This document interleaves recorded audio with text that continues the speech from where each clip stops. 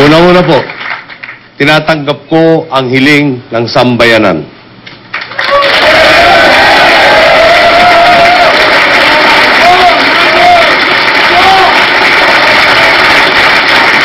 Tinatanggap ko rin po ang bilin at habilin, tagubilin ng aking mga magulang.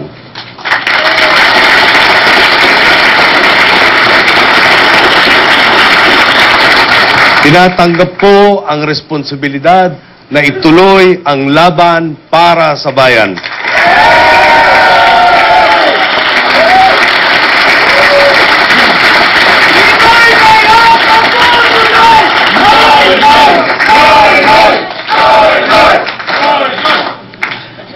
Tinatanggap ko ang hamong mamuno sa labang ito.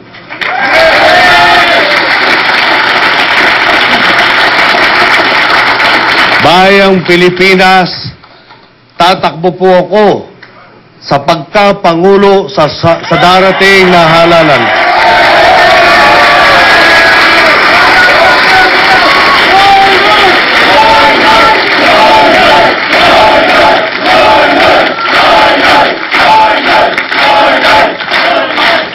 Tutuloy po natin ang laban, mabuhay ang Pilipinas, naway pagpalain tayo ng buong may kapal. Maraming salamat po sa inyo lahat.